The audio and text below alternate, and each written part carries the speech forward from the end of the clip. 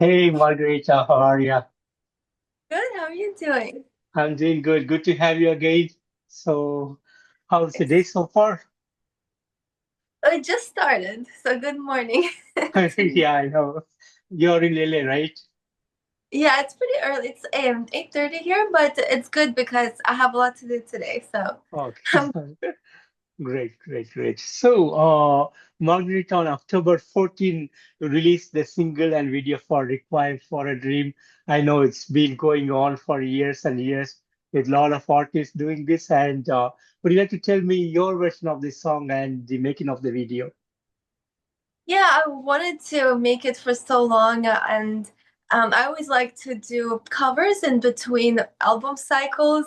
So I feel like it was a perfect point for us to approach this song because after having all the albums that we do, we kind of approached it with our own lens, Yeah. and it came very naturally because uh, I put words to it and I kind of tied it to Prophecy, which is the latest album. Yeah. So the ideas came, but where the challenge with the song is recording everything to make sure that all the instruments are complementing each other because we put so many layers on it and Yeah. so many keyboards and so many guitars. Um, so when I was editing it, I noticed that if something is a little bit off or out of place or not too in sync, it just the whole song fell apart. So the song was either like everything has to come together in a perfect harmony or it just doesn't work. So it took a lot to for the production of the song, and then Jacob Hansen mixed it and just Yeah. to level. But yeah, I mean, we're happy at how it turned out, and it's very fun to do live. Amazing, amazing. And you are known for giving that cinematic experience in your music videos. And in this video particular, it is really an awesome work, I would say. So, will you like to tell me a bit on how you came together and made this video and the works behind it?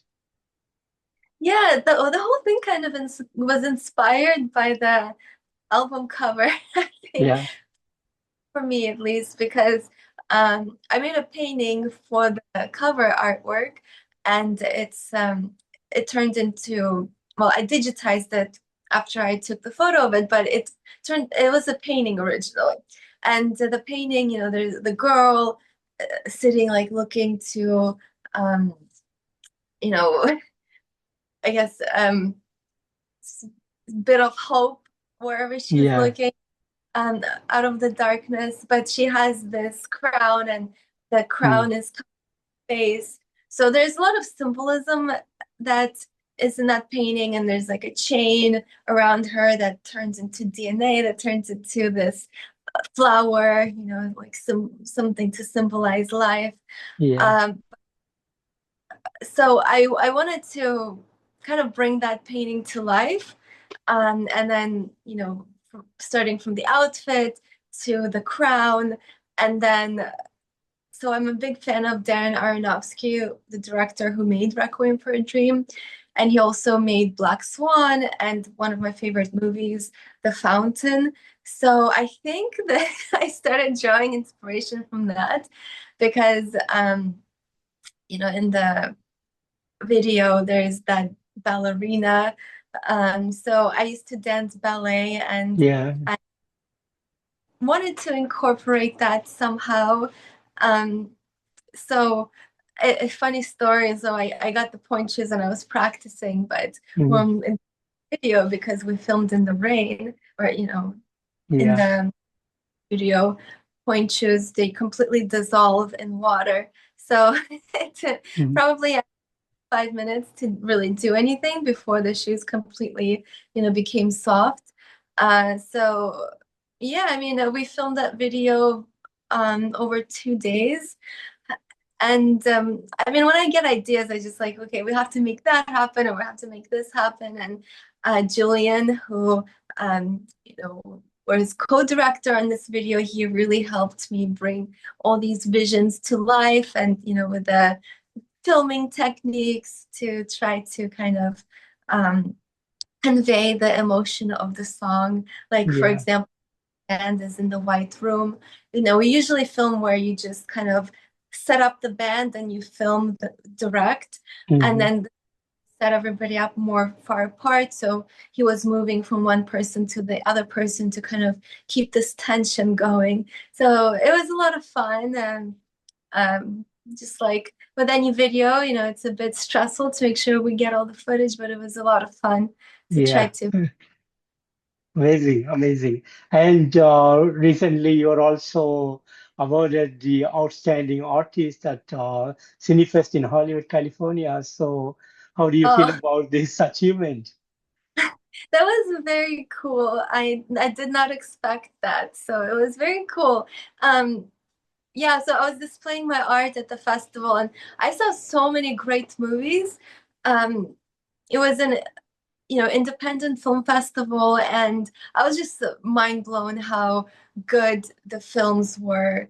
The Mm, story, I mean, these are not like $1 million budget yeah. films, but the stories were, you know, the movies themselves, some of them were better than what we see, in movie theaters from big production studios. I think because people really put a lot of attention and heart into the story Mm, itself instead of just production. So I really enjoyed myself.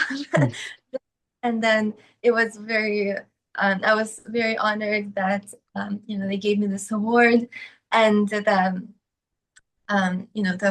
person that puts the film festival together, yeah. Gustavo, he is a director of the movie that our song is in, Mm, and it's out in January. It's called The Complete Course of Howard French, which is like yeah. a psychological thriller type of a Mm, film.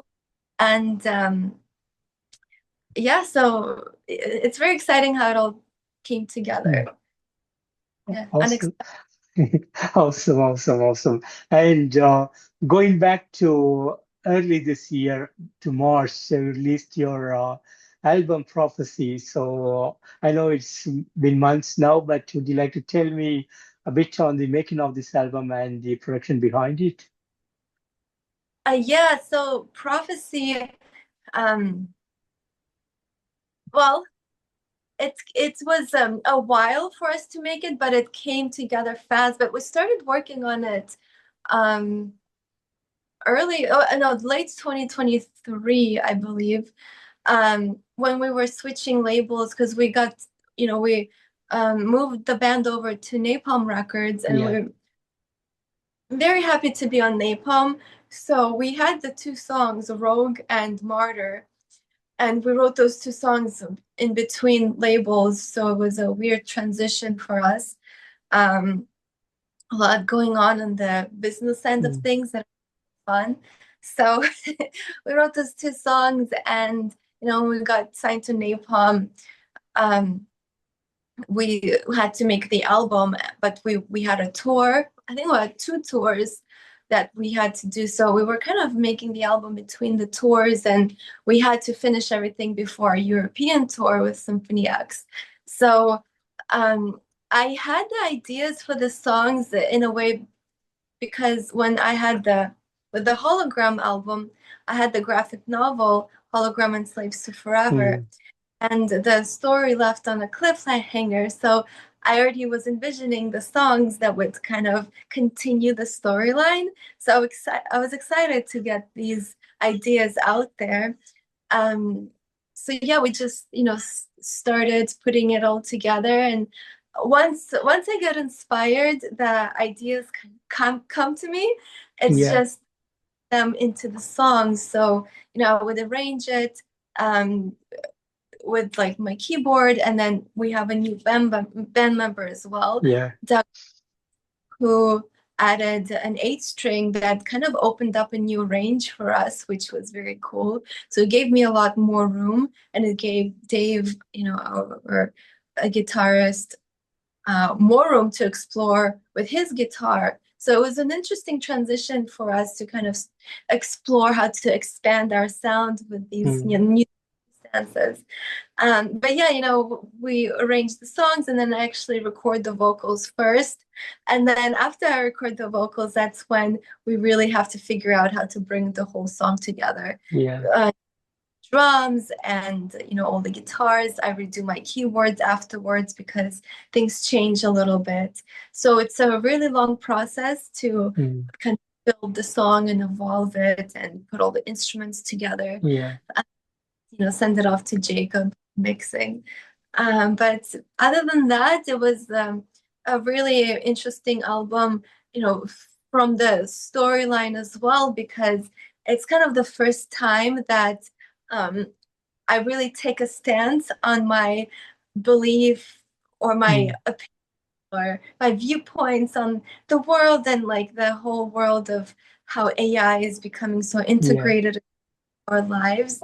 Because all the previous albums, I kind of painted an idea of what it would be like if, machines would merge into humanity and all the Yeah. implications.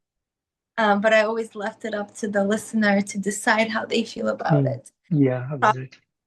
I sound Mm. alarm alert. Um, Beautiful, beautiful, beautiful.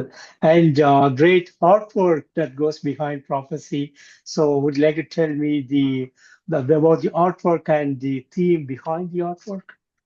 mhm. Yeah, so that was a collaboration with an artist, David Ribble, and I love the art he creates. It's just the themes and the mood of his art was so aligned with the album, that I actually reached out to him because he did our cover artwork for an acoustic song, Outrun the Wolves, which was an acoustic version of Another Life from Hologram. Mm. And the feel of his artwork was like very aligned. So when I reached out, I was like, "Can I use some of your pieces?"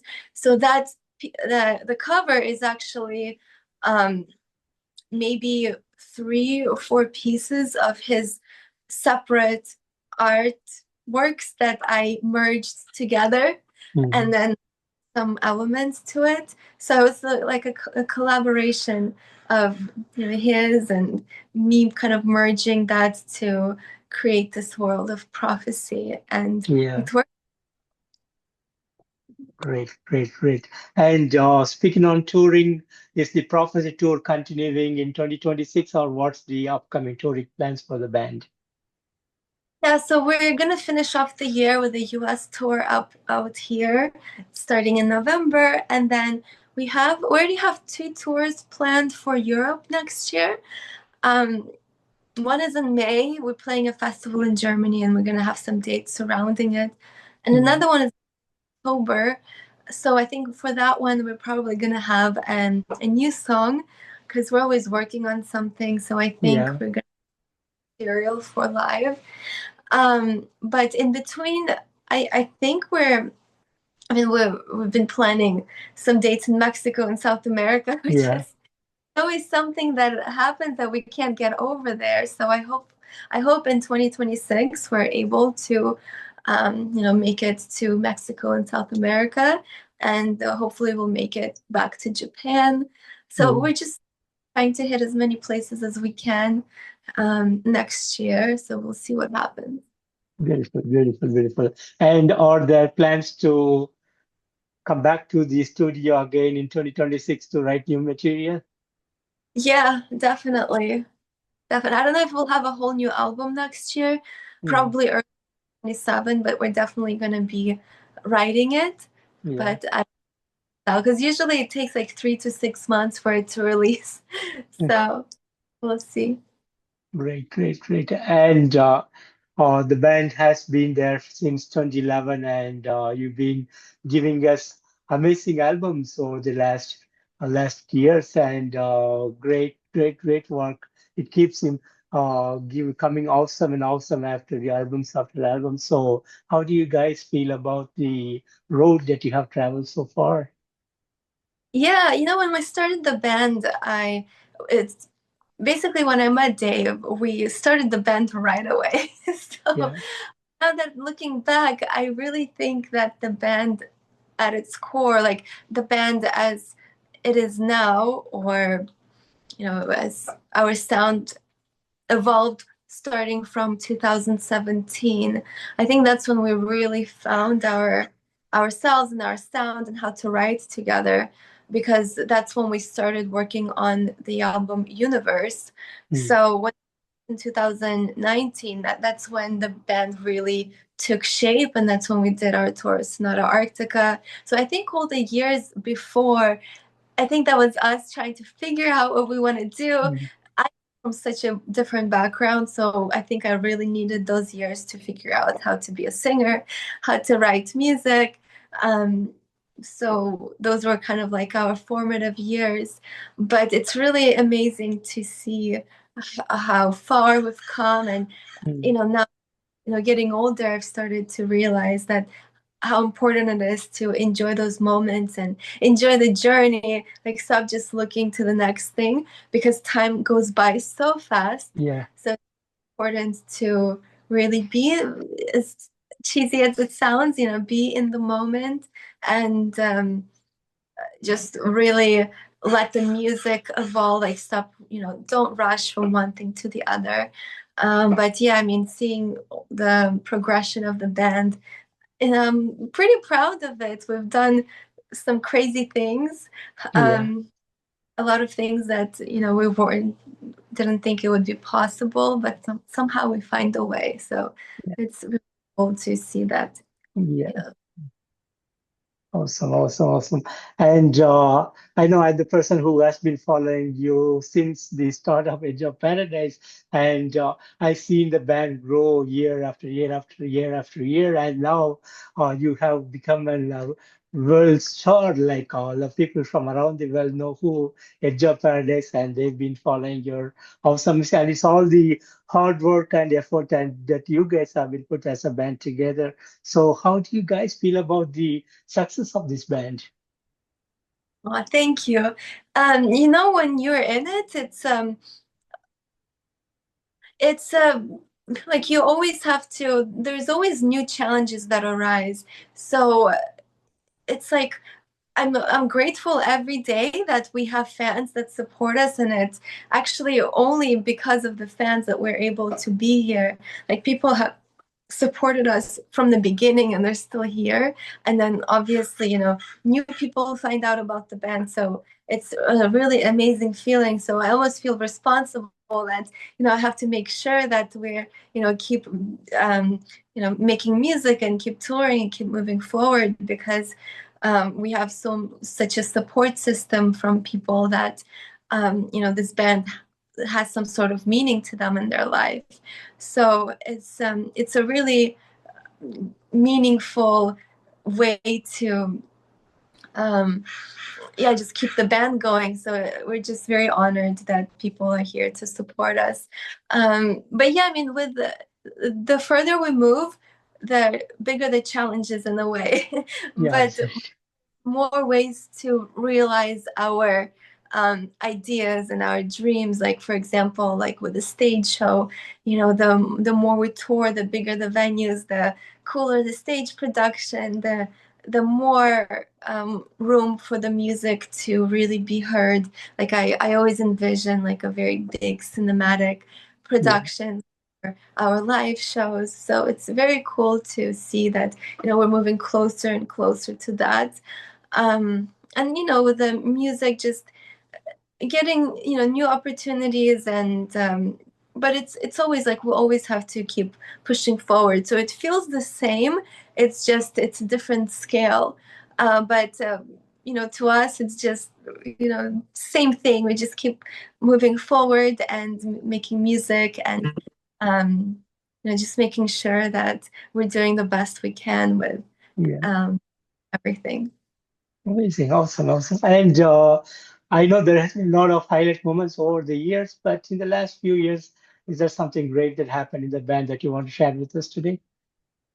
Yeah, well, the last few years, I think we really started to tour more frequently, because before, I mean, it was hard because we had the pandemic before, and Yeah, So that was like a bit of a break. But since 2022 till now, we were, really consistent on the touring and, releasing of the albums. And um, so I think it was the great thing about it is that we finally get to see so many people that we've actually never met before that have been Mm, supporting them.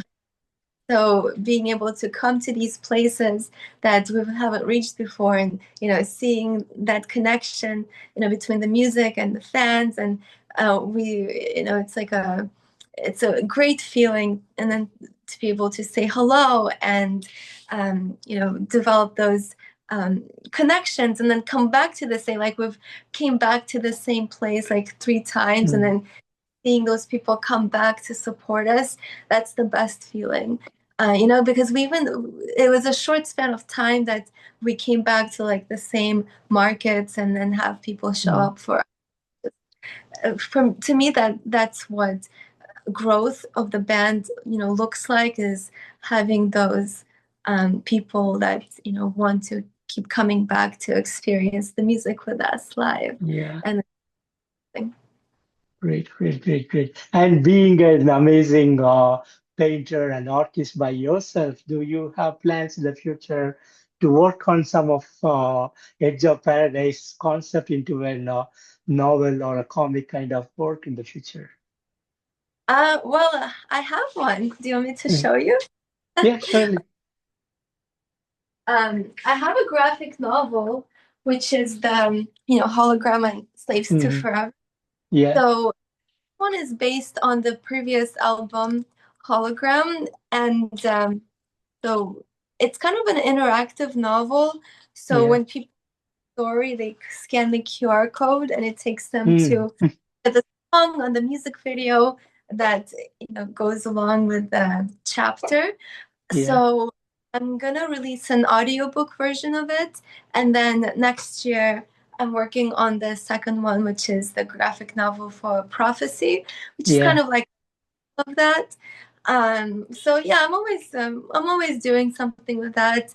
I love to paint, so I try to do that as often as I can.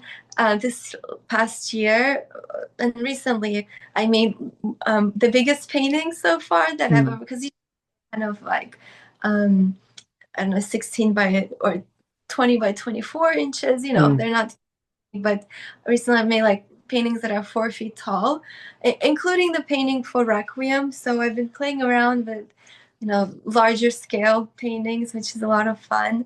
But yeah, I'm going to be working on the next graphic novel pretty soon. Amazing.